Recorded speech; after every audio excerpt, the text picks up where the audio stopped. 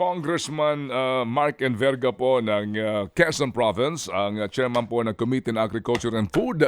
At ito'y napaka-importanteng paksa, ang kanila pong pag-aamyenda sa Rice Tariffication Law. Maganda umaga po sa inyo, Congressman, and thank you sa inyo pong panahon, Congressman. Good morning, Sir Ted and Miss DJ Chacha. Lalo tigit po sa ating mga kasama sa araw na ito. Good morning at maraming salamat po sa pagkakataong ito, Sir Ted. Yes, sir.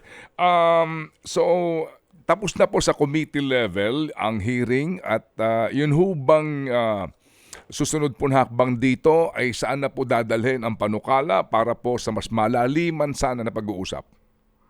Well, Sir Ted, maganda po kahapon dahil napagbigyan po kami ng Committee on Ways and Means na maisalang na rin po yung ating pong panukala. So natapos po tayo doon kahapon at sa kasalukuyan po ako po ay papunta po ng Kongreso para naman po sponsor sa Committee on Appropriations po yung ating bill. At hopefully po, Sir Ted, ay baka next week, Monday, ay sana po yung makalendar po ito for plenary debate. Okay. Sir, meron po akong kopya dito ng inyo pong amyenda nga, no? Yes, Gaano kalalim ang consultation dito at pag-aaral bago po ninyo mabuo itong... ito na ho ba yung pinaka-committee report ninyo, hindi pa? Well, yes, Sir Ted, makatapos lang po siguro nitong Committee on Appropriation. Mm-hmm. Halos ito na po yon. Baka po may mga konting recommendations po ang Committee on Appropriations that we may have to accept later on. But practically, Sir Ted, halos ito na po ito. Okay. Sir Ted, kami po ay nagsimula ho nung last week. On average po ay nag-conduct po tayo ng about 5 to 6 hour hearings. So since Monday and Tuesday last week and Monday to hanggang kahapon, dire-diretso po kami. Masasabi naman po namin, Sir Ted, na napakinggan po namin yung mga stakeholders na involved po rito, lalo tigit po dito sa pagpapalay at sa pagbebenta po ng bigas. Marami po, Sir Ted, surprisingly, marami po ang nag-raise nga ng concern at ang kanilang wordings nga po ay sinasabi nga po nila na ito nga po yung original namin na request noon nung pagpasa po ng unang RTL na sana yung kapangyarihan ng NFA ay nandun pa rin to regulate the market. So maganda naman, Sir Ted, yung naging participation ng ating pong mga stakeholders po rito. Opo.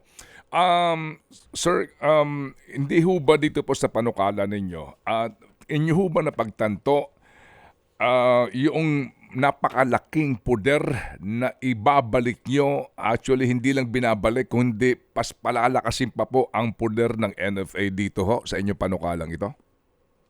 Well, Sir Ted, parang sa amin pong pagkakaunawa po ay amin pong medyo linilimitahan din po yung kapangyarihan ng NFA. Hindi naman po yung full effect, hindi po full reinstatement.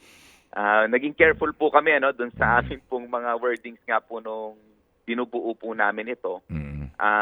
Inaano po namin na kahit paano may safeguards pa rin po na dapat masunod po ang NFA before po sila rin makapag-aksyon ng lubusan, lalo tigit po yung kapangyarihan nila noon ng importation. Okay, sige po. Hindi pa po naman to final kasi dadaan pa po ito sa period of amendments at debating.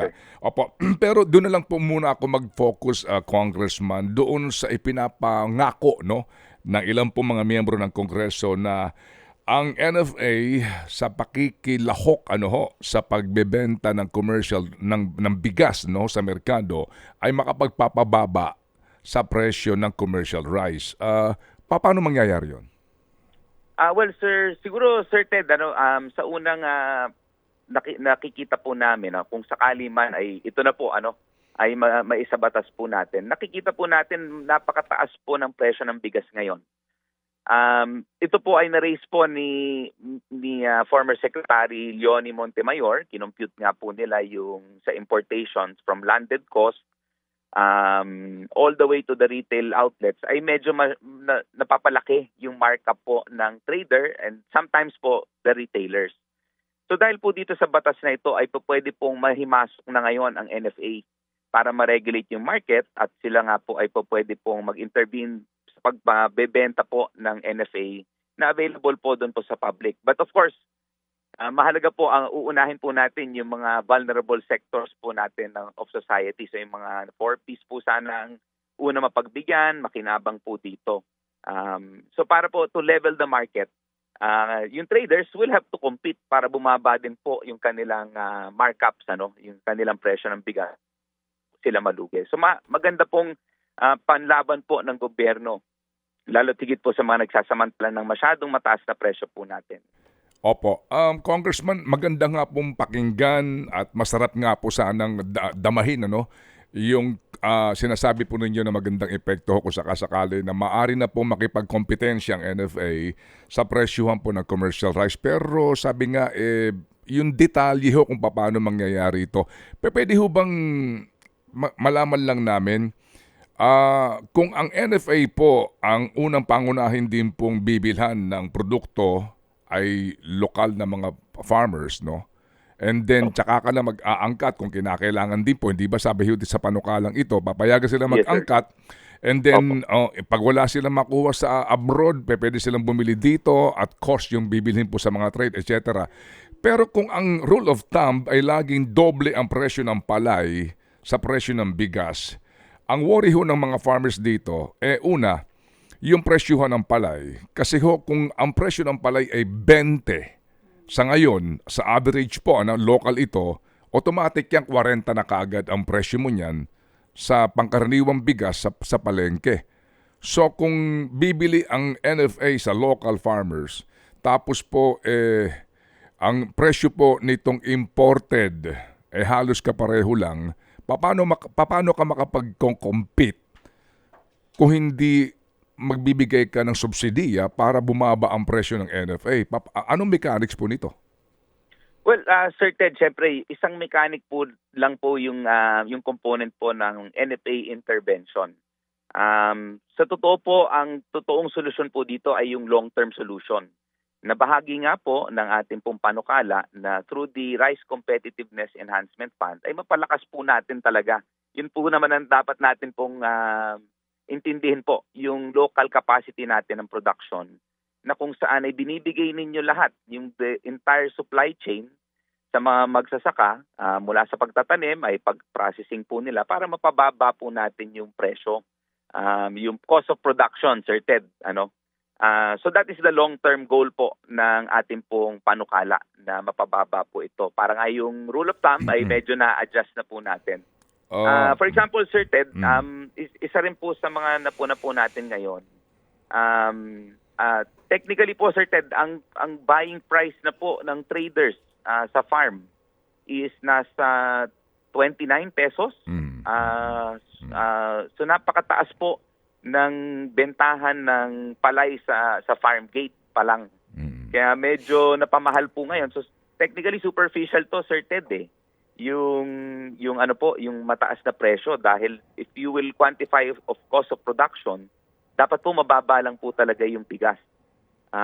So ito po ay sana po through the intervention of NFA, medyo masastabilize po natin yung market para yung presyo rin po ay naaabot po natin na mura naman po sa ating mga consumer. Again, Congressman, you're invoking that na intervention of NFA, pero we're talking about nga how will that happen? Dito po sa inyong panukala kasi po hindi gusto ko namin to wala ho tayong question na yes sir, salamat po. Ibalik sa NFA itong ang kanilang kakayahan at poder na magbenta sa merkado para po mayroong choice ang mga consumers kasi hindi lang po ito para sa mga 4Ps kundi sa mga pangkaraniwang Pilipino na nahihirapan po talaga sa presyo po ngayon ng bigas. Nabanggit niyo itong RCEF, itong Rice Competitiveness Enhancement Fund. Sir, ilang taon na ho ba ngayon ang kasalukuyang RTL? Di ba 5 years na? 5 years po, Sir Ted. Yes, tama po kayo. Sa 5 years na yan, sa una pong panukala na 10 billion po ang dapat na unang ibibigay dito sa unang taon pa lang, kapag natin kinuwenta ito, ang laki na pong pera nito. So kung sinasabi po ninyo nangangako na naman tong RCEF na itong tutulong sa farmers, sa loob na 5 taon, bakit po hindi natin naramdaman itong RCEF na ito? Well, Sir Ted, yun nga din yung unang katanungan namin nung amin pong binuksan yung hearings po namin. medyo naunawaan po namin din yung Department of Agriculture. Yung first 2 years ay napakalaking hamon po ang kanilang kinaharap po noon. For example po si Philmec, before po nila makuha yung halos po mga 40% lang po yung kanilang utilization po nung first 2 years po nila. Nahirapan po sila sa pagkuha nung mga machineries na kinakailangan po ng mga farmers po natin. So, yun po yung unang 2 years na medyo nahirapan po tayo. Aside from that, ang pinakamaganda naman po is yung dito po sa PhilRice, yung distribution ng seeds. One concern din, Sir Ted, is yung problema po natin sa kakulangan ng tubig. So, ini-enforce po namin at pinipilit po namin na dapat ang NIA ay nakatutok po sa itong mga top rice producing areas ng planting. So ngayon, Sir Ted, siguro for the past 3 years ay medyo nakukuha na po yung sistema po ng pag-complement ng bawat isang program and component of RCEP. So kaya dito po ay sa pagkakataong ito, medyo mas maganda po ang makikita po natin na resulta. Ako itiwala naman po doon, Sir Ted. Opo. Sige po. Pero sir, talaga bang may deadline kayo dito? At para bagang, sorry po ha, kasi ngayon po naaamyendahan ito, sabi nga ng iba, mas maganda kung huwag madaliin at lahat po mabusisi para hindi na naman po sasabihin na panibagong amyenda. Ito pong RCEP at sabi ho ninyo, itong agency na in charge sa modernization natin sa mga rice farmers, di ba? Oo. Inyo bang kinonsider dito yung mga COA report na bago kayo mag-move forward sa pagbabasa nitong inyong committee report? Dahil sa COA report, itong agency po na ito, no, na siyang in charge sa modernization, marami po silang nasilip. Kagaya ng kanilang kaugalian na bili ng equipment na hindi naman nagagamit ng farmers. At ngayon nga po nakatambak lang sa kung saan mga bodega. Maraming wastage po ito sa ngayon itong PhilMec, no, na binabanggit po ninyo, and hindi ho naman may tatanggi din yung dati pang issues ng corruption dito. Paano po natin ngayon na naman, meron ko ngayon dagdag na naman po from 10 billion, ginawa nyo 15 billion for the next 6 years, di ba? So, para bagang bago tayo mag-move forward sa bagong version, di ba dapat muna natin balikan yung paano ba ginasta ito ng PhilMec ang pera nila? Kasi kung nagsayang tayo ng pera, baka naman ulitin lang nila ito. Well, yes, Sir Ted. I agree. Tama po naman kayo. Nabanggit nga ninyo yung may mga mismatches. Marami po ay nagpalit po ng administration po sila dito po sa PhilMec. So if I remember correctly, meron pong naging prior to the exchange from yung mga executive directors po nila sa PhilMec. May mga issues nga po. And I remember clearly nung humarap nga po sila sa Senado, siningil nga po ni Senator yung panibago na paano nga ma-address po yun. Nag-commit po siya noon That was about 2 years ago. Sabi po niya, kung hindi ko po magawa in 1 year, ako po ay magre-resign and pwede po ninyo pupunta or tanggalin po ninyo ako. So, technically, Sir Ted, medyo na-address na po na rin natin yung mga naging mga inefficiencies, yung mga na-cite nga po ng COA. In fact, meron pa nga pong isa doon is yung may hindi pa po nababayaran at saka mali pa po yung na-request na voucher from DPM. Although na-resolve na naman po yun, and mukha naman maganda na po, Sir Ted, yung nagiging flow. At saka po, very observant sila sa mga technicalities that they have to address. O sige po. So sir, again, ito ho naman po idadaan pa nga sa ilang pahong mga periods diyan sa plenaryo, pero balikan ko lang itong NFA na bibili po ng bigas.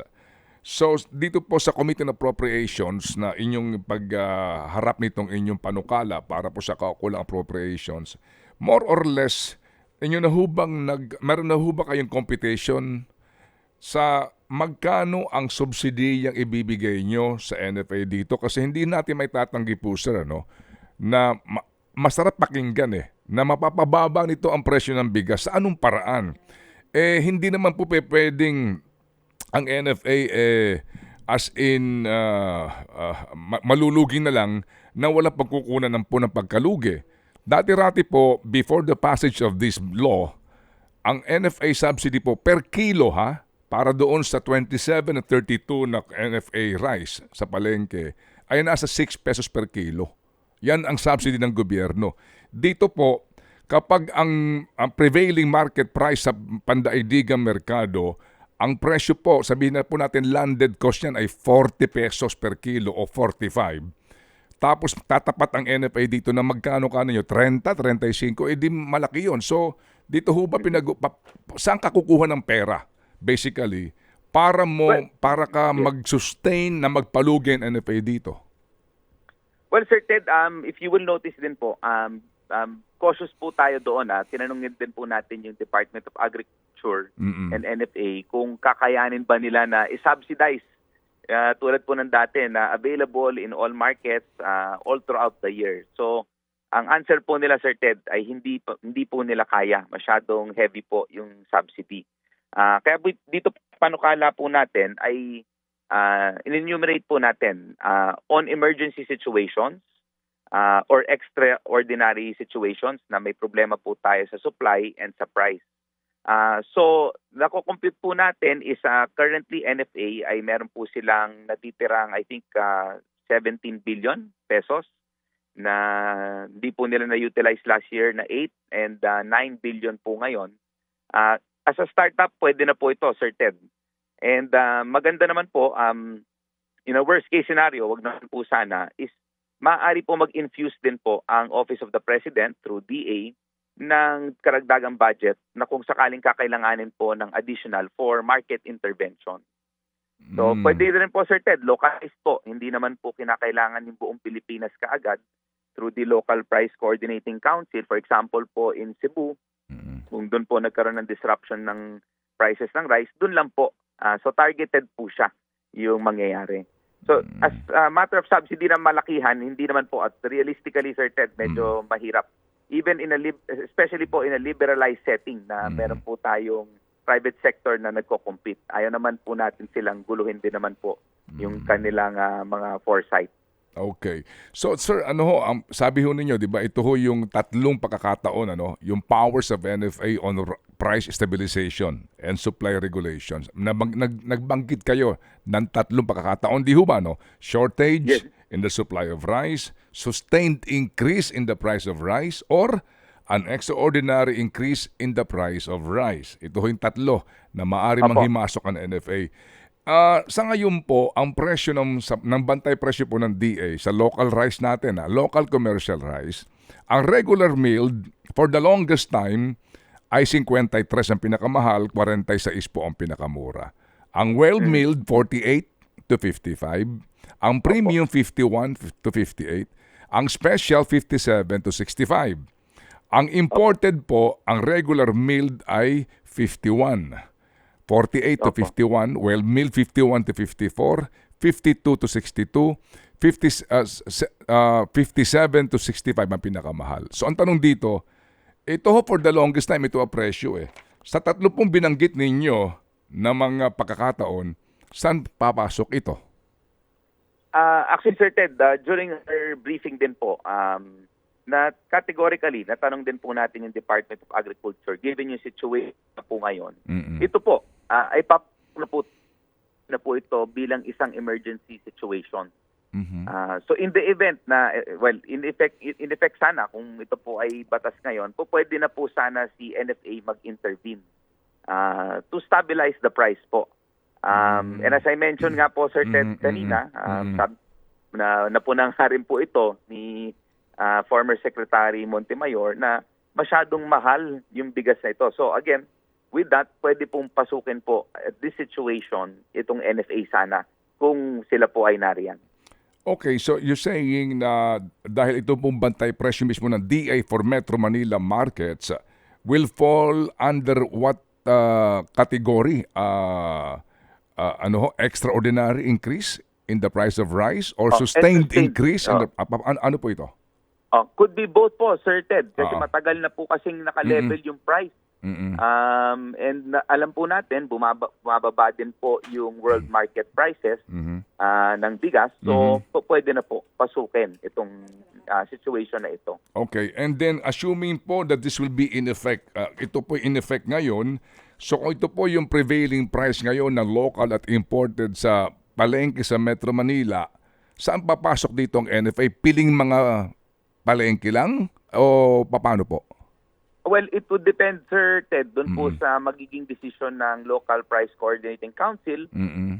or the National Price Coordinating Council. Yung created po naman, Sir Ted, naman po yon nung Price Act. So they could raise the trigger. Pwede po nilang i-raise na yung trigger para po pwede mag-intervene ang NFA sa mga merkado. So who will mag-IRR pa po dito na pag pumasok po ang NFA, magkaroon ng NFA rise sa mga palengke, pipiliin lang ang pagbebentahan nila? It's gonna open po siya, Sir Ted. Mhm. Pero ang sa akin po, kung may IRR pong gusto po sana may pasok din po dito is yung hopefully, Sir Ted, ma-prioritize man lang yung mga at least yung nasa 4Ps po natin, Mhm. yung mga near poor, categorized near poor, at saka po yung bago po, yung nasa category ng AKAP. Natanong ko po sa DSWD po yon through Secretary Gatchalian. Meron po silang computation on a nationwide scale. There are about 6 million na mga na pwede pong nandun po sa realm na yon na pwede natin i-cater. So baka po may paraan na ma-devise po sila na mauna naman po at ma-prioritize po talaga itong mga nangangailangan po talaga ng mababang presyo. Okay, sige po. So sir, kailan may deadline ho ba sa inyo dito? Talaga ho bang minamadali ito? At hindi na ho pa ito dadaan pa sa ilang pahong mga pagkikilatis para na masiguro ho natin na pag ito'y naipasa, hindi na naman kayo magkukumahog sa panibagong amyenda? Well, Sir Ted, mahaba pa naman ang dadaanan po. So after po plenary, kung sakali man ay tanggapin po ng plenaryo, ang pinakamahirap din po, dadaan pa po kami sa isang BICAM conference na iba naman po marahil ang magiging version na kinakailangan ay pag-isahin po natin. But of course, we thank the President dahil ito nga po ay kanyang sinertify. Given, Sir Ted, na maraming mga unforeseen events na naman yata tayong kaharapin. So may La Nina na naman at hindi po natin alam after yung La Nina ay baka iba na naman po ang kaharapin po natin problema. Kaya mahalaga po ay meron po tayong tool na panglaban po sa mga lalo tigit sa nagsasamantala ng mga presyo para po dito po sa bigas po natin. Okay. And then panghuli po, sir, you're giving so much regulatory powers, no? Dito po sa NFA, BPI, sa DA dito, bagamat ito po'y konseho, but as you all know, as we all know, Congressman, kapag binibigyan mo na masyadong poder sa regulasyon ng isang government agency, na andyan po lagi ang tukso ng korupsyon, no? Opo. Yes, sir. Ano pananggalang nito? Well, Sir Ted, ang mahirap nga po rito is yung yung huli ko pong hearing bago po ito ay nag-imbestiga po kami ng NFA yung kanilang pagbebenta po sa private sector na pinagbabawal po sa kasalukuyan po na batas. Very clearly, lininaw po namin that there should be safeguards to be developed already dito po sa mga particular na mga kalokohan na ginagawa po sa NFA. So we are awaiting nga po probably by tomorrow po siguro yung mga action plan po nila. For example nga po dun sa mga sa issues na minsan nga po ay hindi po sa farmers na nabibili yung palay, kundi po ililikom po ng traders, tapos yung trader lang po ang bibili. So we're very cautious din po doon. Kailangan po hiningan po namin sila ng action plan how to address itong mga possible areas of corruption ng NFA. Oo, kasi dito po, pati yung poder ho sa pag-inspeksyon sa mga bodega ay ibinibigay niyo po sa NFA. Sa customs na lang, ang iba pong mga legitimate na mga importers ng bigas, boundary na. Yun ang mahalaga po doon sa implementation nga po, Sir Ted. Oo. We agree po with you. Okay, sige po. Salamat na marami, Congressman Mark, sa inyo pong panahon. Kami makikibalita sa inyo dahil kami po ay interesado dito po sa inyo pong panukalang ito. Thank you so much po, Sir Ted. Update ko po kayo pag nakaraos na po kami rito sa Kongreso at mabalitaan ko rin po kayo at ang ating mga kababayan. Opo. Thank you po, Sir Ted, sa panahon. Opo, salamat din po, Congressman.